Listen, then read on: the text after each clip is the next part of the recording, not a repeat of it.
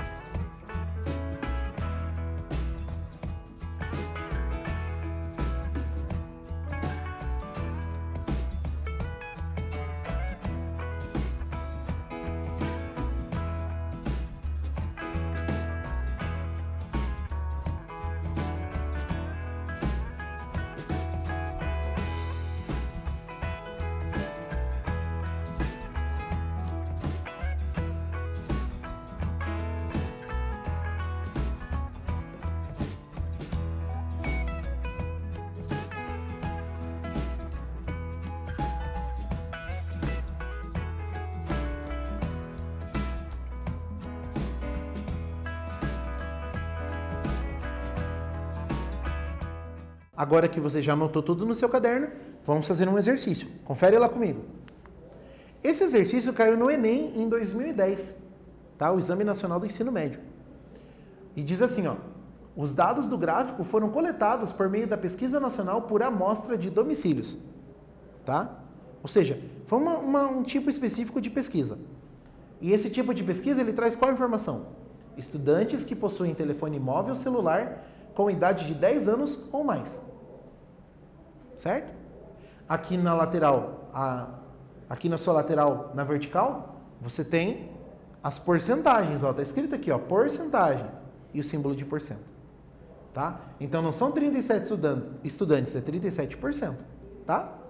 Aqui eu tenho as regiões, ó, norte, nordeste, sudeste, sul e centro-oeste.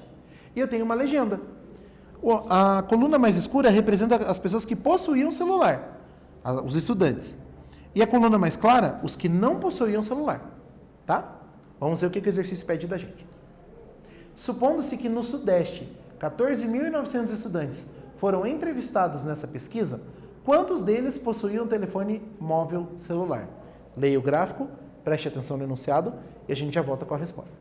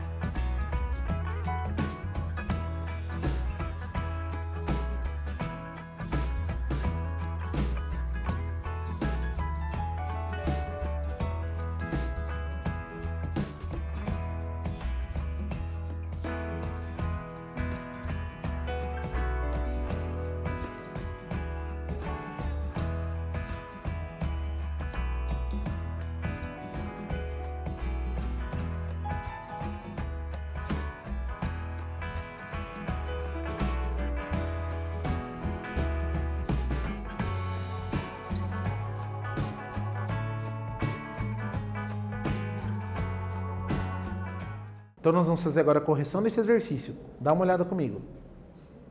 Então eu tenho lá 14.900 pessoas no Sudeste, 14.900 estudantes no Sudeste. O que eu tenho de informação no Sudeste? Que 56% possuíam celular, ó, a coluna mais escura 56%, e a coluna mais clara não possuíam celular, certo? 44%. Essas informações fecham 100%. Se eu trabalhasse só com elas, por exemplo, eu poderia trabalhar num gráfico de setores, tá? Que é um gráfico que a gente usa quando o total de pessoas que interessa fecham 100% em todas as categorias, tá? Então, olha ali, ó, 56% e 44%, fecha os 100% da região. Então, eu poderia trabalhar num gráfico de setores, tá bom? Então, olha lá, ao todo são 14.900 estudantes, sendo que 56% possuem celular. Então, nós vamos ter que calcular 56% de 14.900. Como é que eu faço isso? Multiplico 56 por 14.900. Isso vai te dar 834.400, que dividido por 100 é 8.344 estudantes que possuíam celular na região Sudeste. Tá bom? Então tá ali, ó. 8.344 possuíam telefone móvel celular. Beleza? Então tá aí. Vamos para a próxima. Nós temos um outro exercício do Exame Nacional do Ensino Médio. Esse caiu em 2011. Mas, professor, pessoal, o Exame Nacional do Ensino Médio não é só para o ensino médio? O Exame Nacional do Ensino Médio, o Enem, ele cobra o seu conhecimento acumulado ao longo dos seus anos de estudo. Então, agora você está no 8º ano estudando e esse conteúdo de hoje, desta aula, vai ser um dia pedido num exame desses, se você fizer o Exame Nacional do Ensino Médio, o Enem, tá? Por isso que nós estamos trabalhando essas questões agora, nesse momento, tá? E porque é uma questão que tem a ver com o assunto que nós estamos discutindo. Então, veja, uma enquete realizada em março de 2010 perguntava aos internautas se eles acreditavam que as atividades humanas provocam um aquecimento global. Eram 3 as alternativas possíveis. Pela leitura do gráfico, sim, não e não sei avaliar. E 279 internautas responderam a enquete, como mostra o gráfico.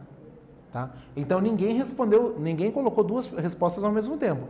Quem respondeu, escolheu apenas uma opção. Tá? De modo que 67% foi sim, 25% não e 8% não sabe avaliar. Ok? Muito bem. Analisando os dados do gráfico, quantos internautas responderam não à enquete? Pense um pouquinho e a gente já volta com a resposta.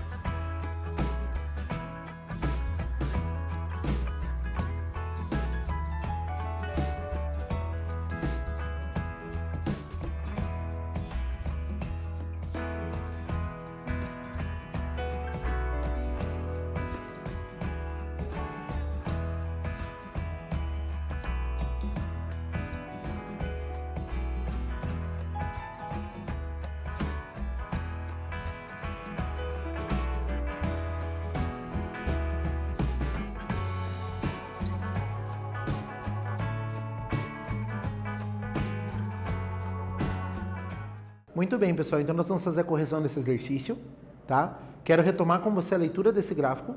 Olha lá. Então, eu tenho aqui as porcentagens dos entrevistados. 67% responderam sim, 25% responderam não e 8% não sabem avaliar. Se você observar, todos os entrevistados estão aqui. Então, eu poderia transformar esse gráfico de barras num gráfico de setores, tá? Uma outra coisa que eu quero completar com vocês. Eu posso chamar esse gráfico de setores ou gráfico de barras, tá? Não existe uma distinção prática desses gráficos. Embora matematicamente, os gráficos com as barras verticais a gente chama de gráficos de colunas e os gráficos com barras horizontais a gente chama então de gráficos de barras. Mas se você chamar de gráfico de barra, gráfico de coluna, não é esse tipo de nome que vai interferir na leitura, de modo nenhum, tá? Você pode chamar de gráfico de árvore, por exemplo. Não é importante para a leitura do gráfico. Basta que você veja a figura e entenda o que está acontecendo nela, tá bom? Então vamos lá. 279 internautas foram entrevistados. 25% do total disseram não. Está aqui no gráfico, certo? Portanto, 25% de 279 a gente calcula como? 25 vezes 279, que dá 6.975. Aí eu divido por 100 da porcentagem. Dá 69,75. Tá?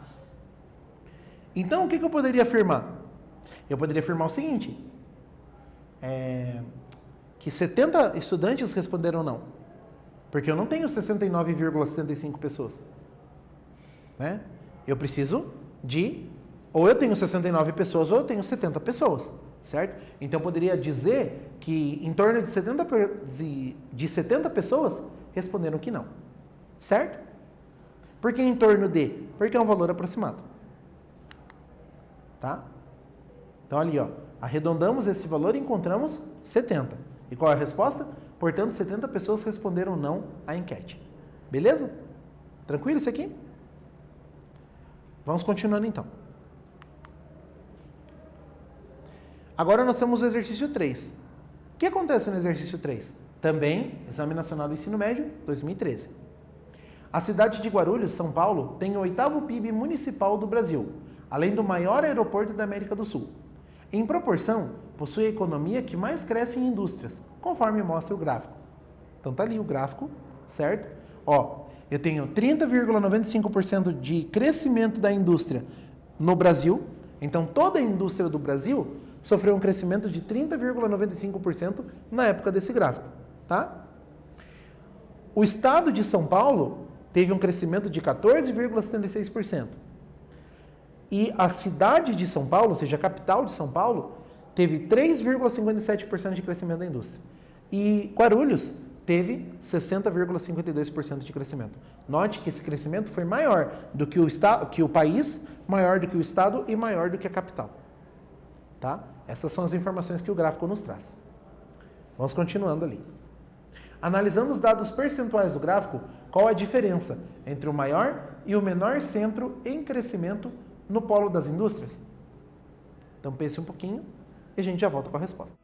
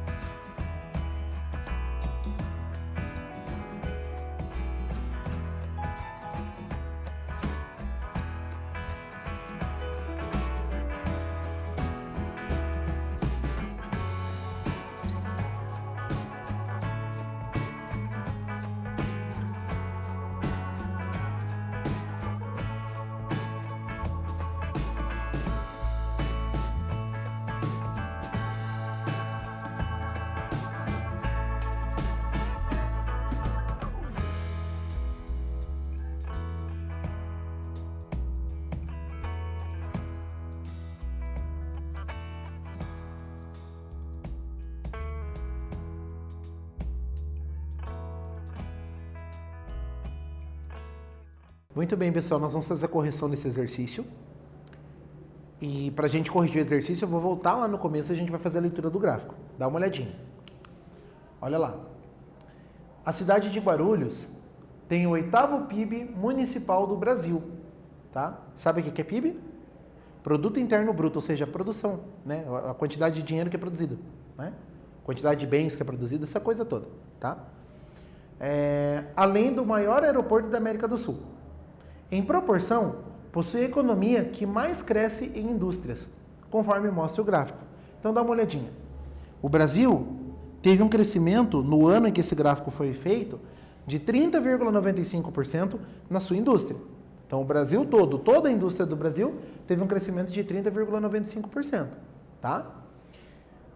O estado de São Paulo teve um crescimento de 14,76%. Então toda a indústria de São Paulo cresceu 14,76%, tá? Aí, a cidade de São Paulo teve um crescimento de 3,57%. E a cidade de Guarulhos teve um crescimento de 60,52%. Ok?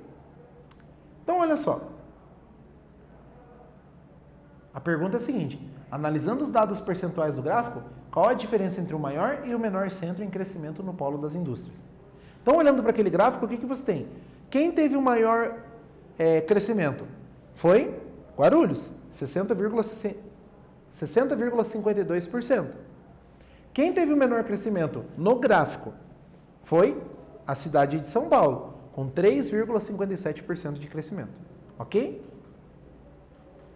Então, tá ali, ó. Basta fazer a diferença entre os centros com maior e menor crescimento percentual. Neste caso, Guarulhos e a cidade de São Paulo. Então, faço o quê? 60,52 menos 3,57, a diferença percentual vai ser de quanto? Vai ser de 56,95. Ok? Só você colocar vírgula embaixo de vírgula e fazer a subtração certinho.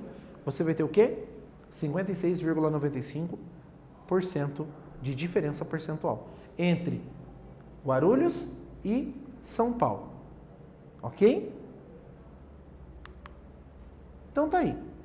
Nesta aula, o que nós vimos? Nós falamos do uso da porcentagem no estudo, na análise de gráficos utilizados no nosso cotidiano. Tá? Então nós falamos sobre os gráficos, nós falamos sobre a natureza das informações, né? Se a informação é em quantidade, se a informação é em porcentagem, certo? E os exercícios trouxeram essa informação. Né? Nós trabalhamos 3 exercícios do Enem, né? 3 exercícios do Enem, e nesses 3 exercícios a porcentagem e a leitura de gráficos veio como um conhecimento bastante importante para você poder resolver o exercício. Então, leitura de gráficos é um assunto muito importante. Você saber ler o gráfico corretamente, saber fazer os cálculos a partir das informações do gráfico, é uma informação muito importante, é um conhecimento muito importante. Então, o que você vai fazer agora? Deixa o teu caderno em ordem, refaça os exercícios, reveja as suas anotações, tá bom? Estude bastante, tá? Capricha aí e a gente se encontra numa próxima aula de matemática. Até lá!